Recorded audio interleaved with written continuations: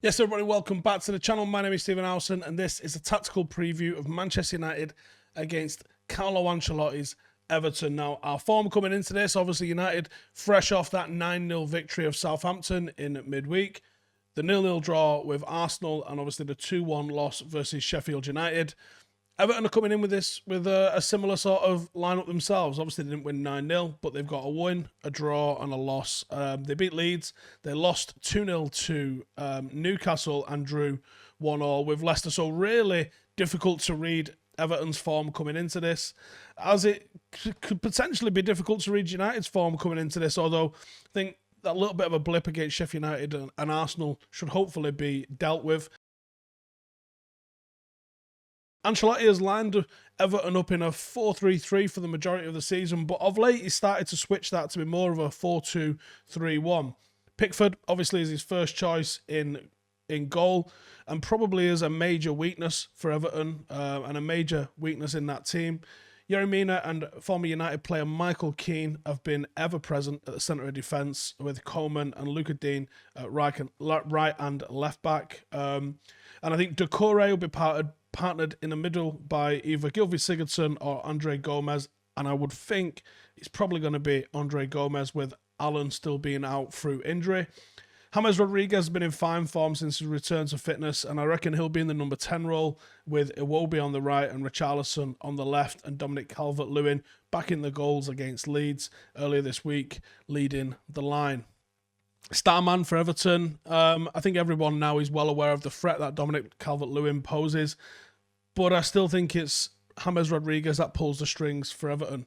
He's operated as a bit of a wide playmaker, which was interesting to see on the right, or through the centre as an attacking midfielder, occasionally popping up as sort of a shadow striker or even a bit of a false nine at times, and getting in and beyond into the box. In 17 appearances so far, he's got 7 assists and 4 goals, which is decent. More impressive though, he's created 35 chances, which is obviously more than any other any other Everton player, an average of 2 chances per 90 minutes. So he's certainly the one that's going to be pulling the strings for Everton. United can't allow him the space to operate in, otherwise he's going to catch us out.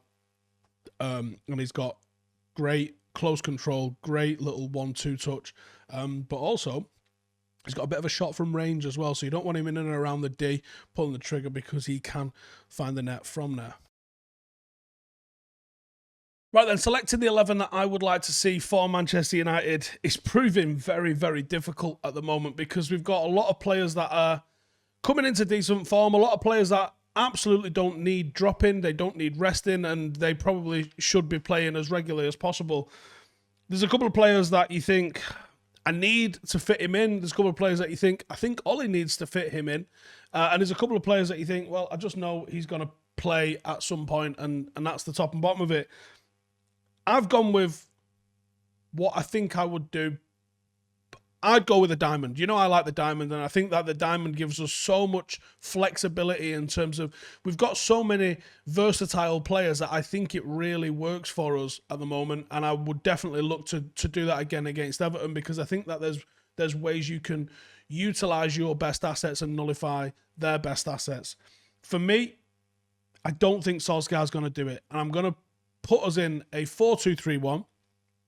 Back four, probably no shocks in this. Bringing Bailly in. I don't know what the situation with Bailly is, but bringing Bailly in because I want to see Bailly, because I'm expecting and anticipating us having a high line. Shaw, Wan-Bissaka, Maguire in front of De Gea. This is where it gets tricky. Matic, McTominay. I think you need Matic to contain James Rodriguez. I think you need that nous. It's all right having energy and legs, which you get out of Fred and McTominay, but I think you need the nous of Matic in this particular game, which means that you're going to lose Fred or McTominay or both, and I also don't think that that's a good idea either. I'm pretty sure Pogba's going to play, and of late we've seen Pogba sort of line up on the left and force Marcus Rashford over to the right. Well, for me, you're not getting the best out of either player when you do that, and I'd bring Paul Pogba onto the right. Whether that's like the right of a lopsided midfield, or whether that's actually the right, or whether you play a midfield three and ask Bruno to cover the right-hand channel, that's something that I think United could do, and play 4-3-3 with Rashford on the left, Cavani on the middle, and Bruno as like almost like a a wide playmaker that we've seen James Rodriguez played as.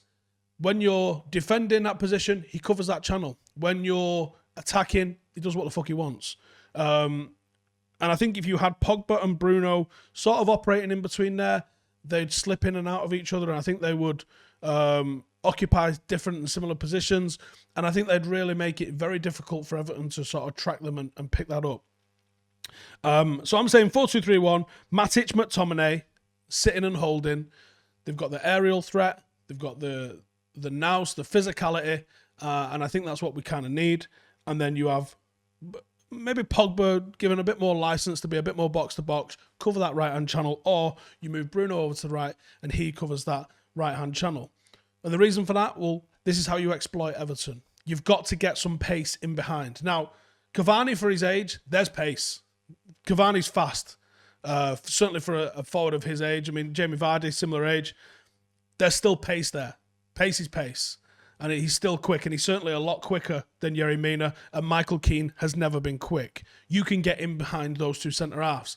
This is where you want to see Marcus Rashford finding a little bit of pocket of space. Start wide and come in behind those two. It's not going to be fair. They're big, they're strong. This is where the movement of Cavani and the pace and trickery of Bruno and the pace and trickery of Marcus Rashford can really start to open them up.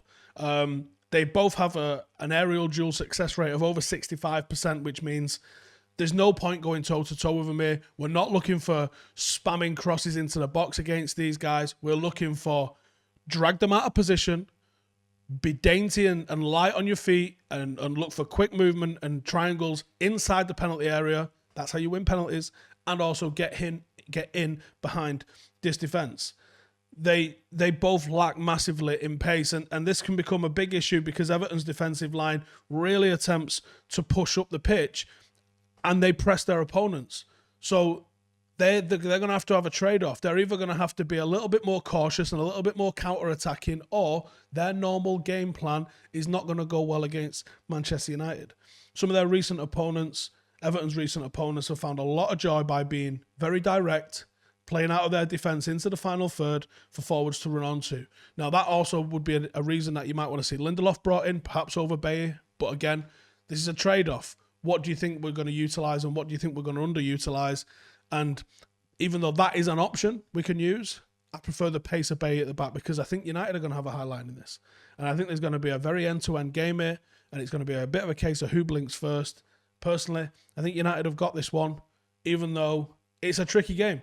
Very much like the Southampton game is, and I'm happy to put my entire house on the fact that this will not be a 9-0 victory for United.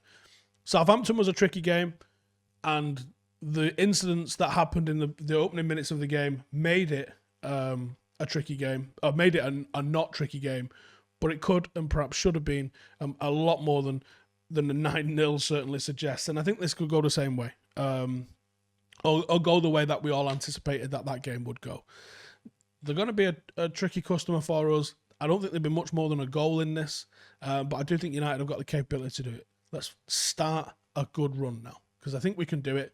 And I think that there's a massive game, City against Liverpool this weekend. We can take advantage of whichever way that goes, I think. So let's just see if we can start now building on the back of, 9-0's fantastic, means fuck all if you don't continue winning on the back end of it. So that's what I think. Let me know your comments in the comment section below, and I'll see you guys in the next one. Laters.